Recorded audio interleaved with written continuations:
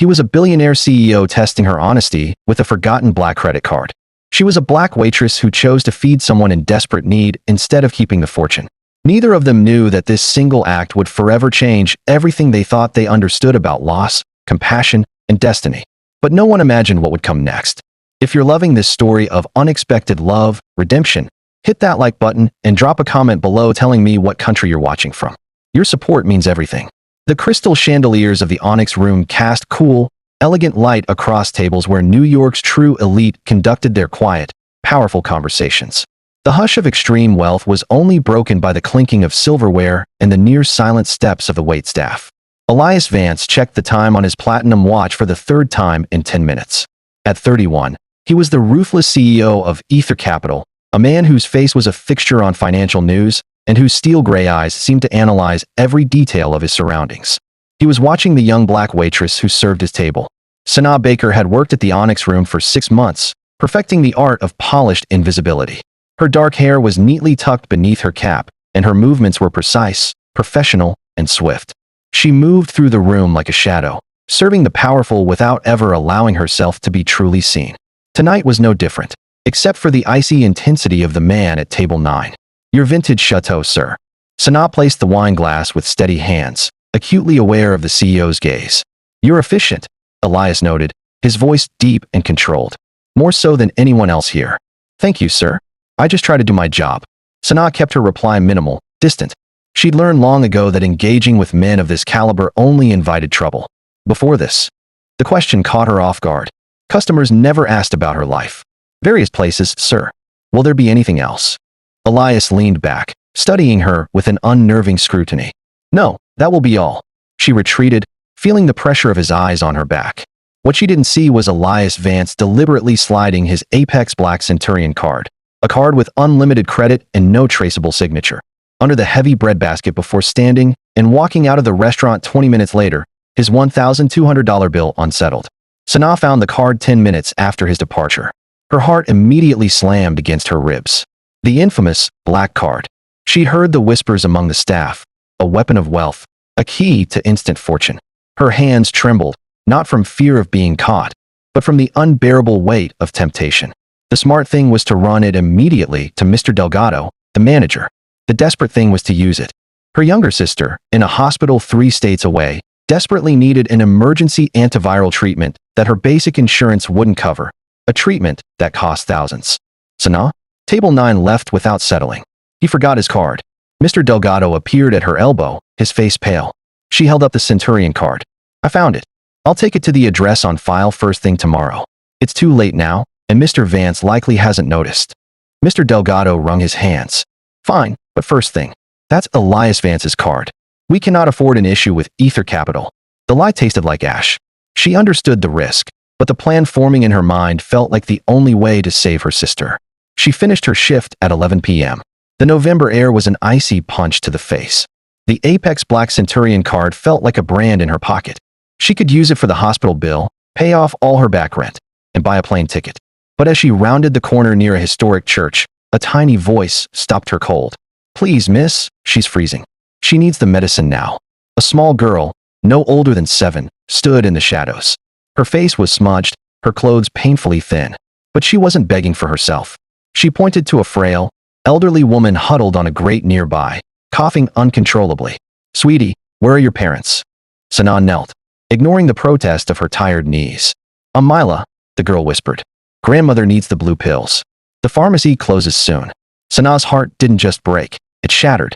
This wasn't a desperate teen or a hardened street beggar. This was a frightened child, sacrificing her own needs for someone else. This was a reflection of the care she wanted to give her own sister. The decision crystallized in that instant. It wasn't about her sister anymore. It was about this immediate, undeniable need. She could use the card selfishly for her own, or she could use it for a complete stranger's life. Come with me, Mila. We're going shopping. The all-night pharmacy on Lexington was a sterile white beacon. Sanaa moved with purpose, Mila's small hand clutching hers.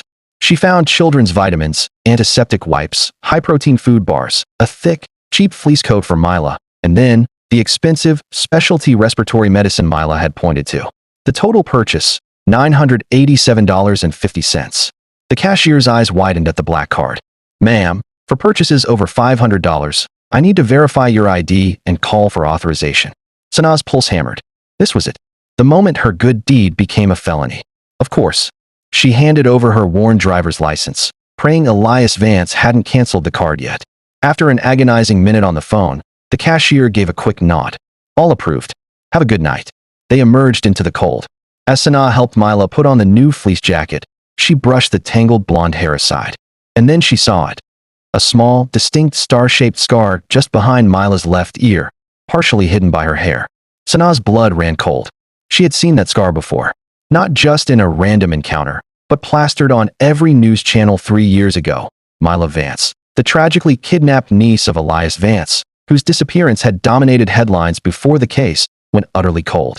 Mila, the girl sleeping on the streets, begging for medicine, was the lost heiress of the Vance family, the CEO's missing niece. Sanaa had just used Elias Vance's stolen credit card to buy supplies for his lost relative. The irony was a razor-sharp twist of fate. How could she tell a man of his power that she'd found his niece, but only after committing a clear act of theft against him? Across the city, in his glass-walled penthouse, Elias Vance was staring at the single, anomalous charge on his tracking software. $987.50, all-night pharmacy. He was initially furious. The waitress had failed the test, not for a lavish meal, but for less than $1,000? Then, the security team sent the pharmacy's external footage. Elias stared at the screen. His waitress, Sanaa Baker, kneeling on the cold tile, zipping up a coat on a small, blonde child. A flash of light caught the camera, illuminating a distinct, star-shaped scar on the child's face as she looked up. Elias's world tilted. His hand shook, sending his untouched glass of scotch tumbling to the floor. Mila, alive, and the woman who found her, the woman he had set up to fail his petty test, was holding her hand. His fury evaporated, replaced by a devastating, raw shock. He sent the pre-written confrontation text, but the meaning had changed entirely. Elias Vance, I saw the $987.50 charge. You had your fun. Meet me at the Onyx Room at noon, or I call the NYPD. Sanaa received the text message hours later. She read the words, and the fear was a suffocating blanket. She had to protect Mila. Sanaa arrived at the Onyx Room, her resolve fortified by desperation. She found Elias not in the dining room, but waiting in the silent, intimidating wine cellar. I can explain, Sanaa began, her voice shaking. Where is she? Elias didn't look like a CEO. He looked like a man who'd just clawed his way out of a grave. Where is Mila? So he knew. She's safe. In a clean, safe motel. I used the rest of the purchase to pay for the first week. Sanaa looked him straight in the eye. I'm not a thief, Mr. Vance. I recognized her scar. She was begging for medicine for her sick caregiver, not for herself. I used your card to save her. Elias was silent, his gray eyes searching hers. You spent nearly $1,000 to help a child you didn't know, when you could have bought your freedom. I know what it's like to be invisible, Sanaa said softly, the truth raw and exposed. I couldn't walk away from her any more than I could stop breathing. Elias broke. He put his hands on her shoulders, not with violence, but with the consuming desperation of a father who'd found a lifeline. Thank you. God, thank you. He released her and pulled out his phone, ready to dispatch his entire security team. I need to go to her now. No, Sanaa commanded, stepping into the space of a professional. She's traumatized.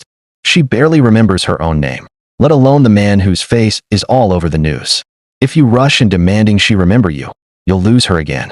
Elias stared at her, the CEO persona crumbling before the vulnerable father. Then what do I do? You let me help you, Sanaa answered, the Stanford-educated mind taking over the waitress's fear. Mila trusts me. I'll take you to her, but you follow my lead. You let me prove to her that the world isn't just pain and abandonment. Who are you, really? Elias asked, the question echoing the chaos in his mind. A waitress doesn't talk to me like this. Someone who's been destroyed by betrayal and rebuilt by empathy, she countered. And right now, I'm the only bridge you have to your family. The reunion was not a moment of cinematic triumph, but a quiet miracle. In the worn motel room, Sanaa knelt beside Mila. Mila, this is Elias. He's here to help us. Elias sank to his knees, his tailored suit ignored, his face streaming with the first honest tears he'd shed in 3 years. Hi, Mila. His voice was broken.